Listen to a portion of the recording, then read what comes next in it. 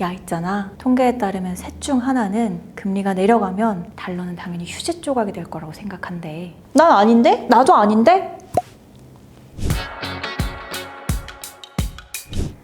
안녕하세요. 벤티지 위클리 브리핑 조승현입니다.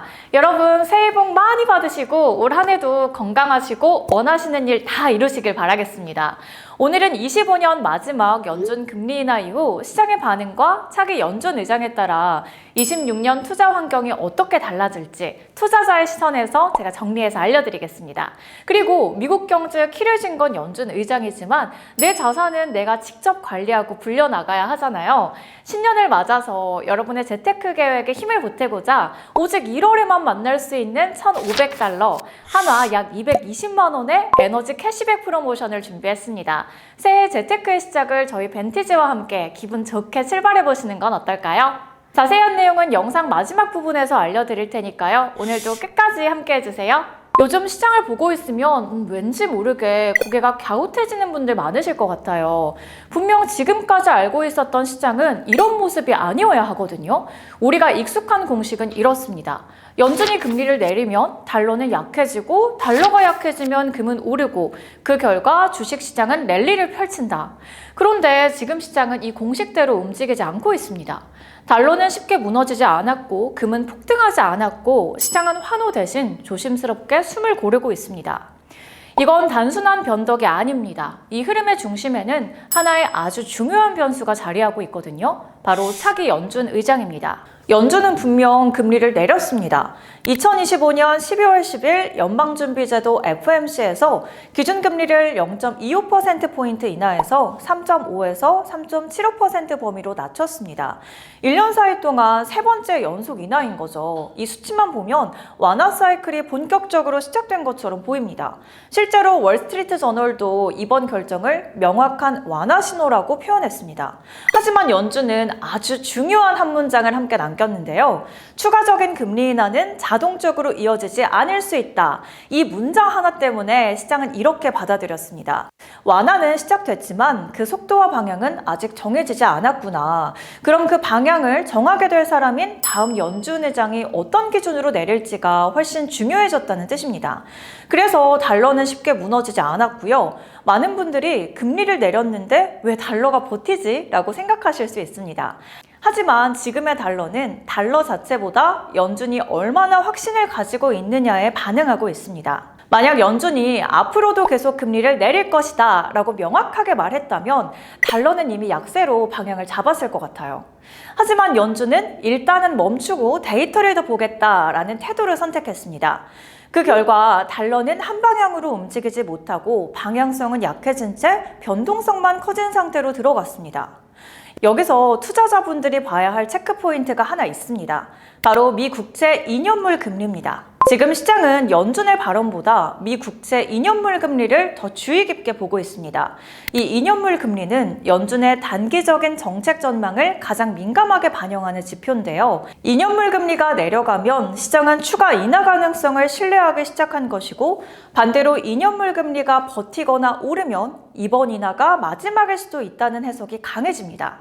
2년물 금리는 연준의 단기 정책을 가장 솔직하게 반영하는 지표이기 때문입니다. 또 금도 마찬가지인데요. 최근 월스트리트 저널은 금 가격이 급등이 아니라 완만한 상승과 횡보 흐름을 보이고 있다고 전했습니다. 금리 인하로 금 보유에 대한 부담은 분명 줄었습니다. 그래서 금의 매력은 살아났고요. 하지만 시장에서는 이 완화가 계속될 것이라는 확신을 아직 갖지 못하고 있습니다. 그래서 지금 금은 공격적으로 오르지도 쉽게 빠지지도 않습니다. 지금 금은 기대 자산이 아니라 정책 불확실성을 반영하는 자산으로 움직이고 있는 거죠.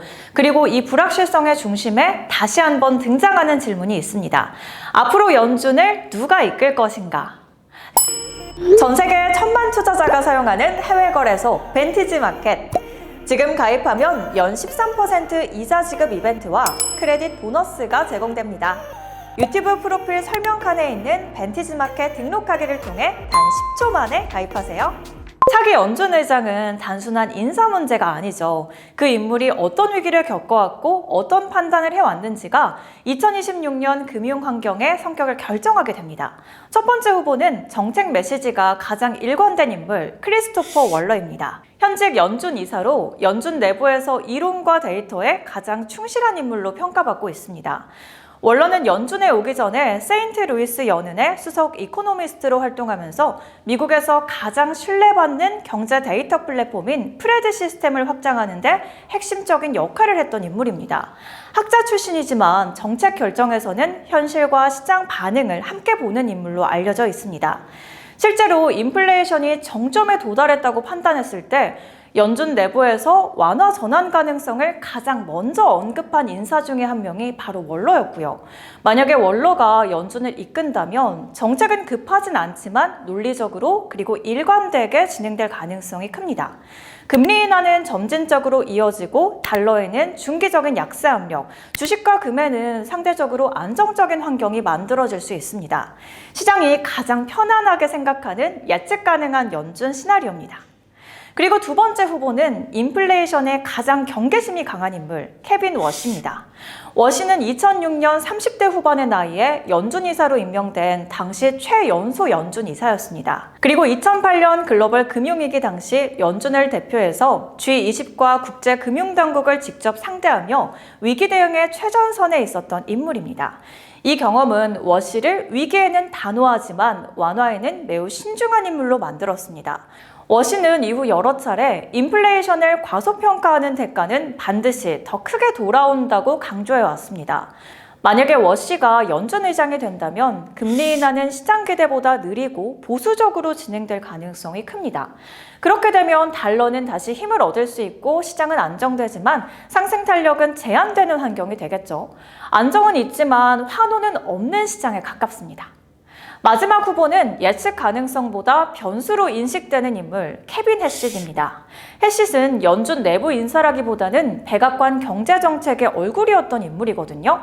트럼프 행정부 시절에 백악관 경제자문위원회 의장을 지냈고 현재는 국가경제위원회 위원장으로 대통령에게 직접 경제정책을 보고해온 인물입니다. 해시드의 가장 큰 특징은 통화정책보다 정치와 정책의 연결 지점에 서 있다는 점입니다. 그래서 시장에서는 해시드를 두고 정책보다 해석이 먼저 붙는 후보라고 평가합니다. 만약에 해시드이 연준을 이끈다면 가장 큰 변화는 금리 수준이 아니고 정책의 예측 가능성이 낮아진다는 점입니다. 이 경우 시장은 방향성보다 변동성에 먼저 반응하게 되고요. 아이러니하게도 이런 환경에서는 금이 다시 불확실성에 대한 보험 자산으로 주목받을 가능성이 커집니다. 세상이 너무 혼란스러워지면 사람들은 결국 믿을 건 금밖에 없다라면서 금으로 숨어버리기 때문이죠. 그래서 2026년 투자자는 이렇게 생각해야 합니다. 지금 시장은 확신은 없지만 불확실성은 큽니다.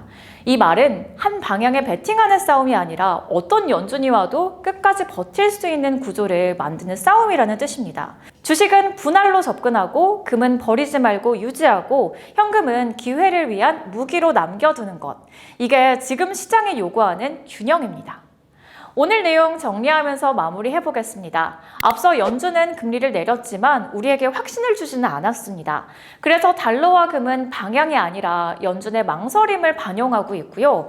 그럼 2026년 투자자의 승부는 맞히는 능력이 아니라 이 불확실한 구간을 끝까지 버틸 수 있는 구조를 누가 먼저 만들었느냐에서 갈릴 가능성이 큽니다. 이 길로 앞으로 질문은 이렇게 바뀌어야 합니다. 시장이 오를까요? 내릴까요? 이게 아니라 이 불확실한 장에서 내 포트폴리오는 살아남을 수 있을까요? 라고 말이죠.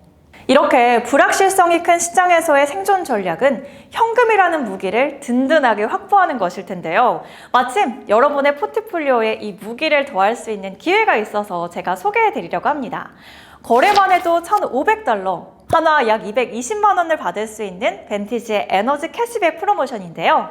26년 1월 2일부터 2월 1일까지 단 한 달간만 진행되는 한정적인 프로모션이니까요. 어차피 해야 할 거래라면 벤티지에서 진행하시고 최대 220만 원 혜택 꼭 챙겨가시면 좋겠습니다.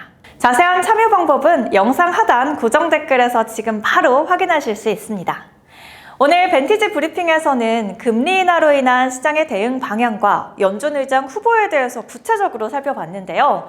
2026년 투자자의 승부는 누가 더 잘 마치느냐가 아니라 누가 이 불확실한 구간을 끝까지 버티느냐에서 갈릴 가능성이 큽니다. 연준은 방향을 틀었고 시장은 아직 속도를 정하지는 않았습니다. 그 속도를 결정할 변수는 단 하나, 차기 연준 의장입니다. 다음 연준 의장은 누가 될지, 또 어떤 흐름으로 시장이 흘러가게 될지 댓글로 여러분의 의견 남겨주시면 우리 함께 이야기도 나눠볼까요? 생생한 세계 경제 이슈를 다루는 벤티지 위클리 브리핑, 오늘도 도움이 되셨다면 구독과 좋아요 그리고 알림 설정 부탁드리고요. 다음 주에도 알찬 내용으로 돌아오겠습니다. 감사합니다. 안녕.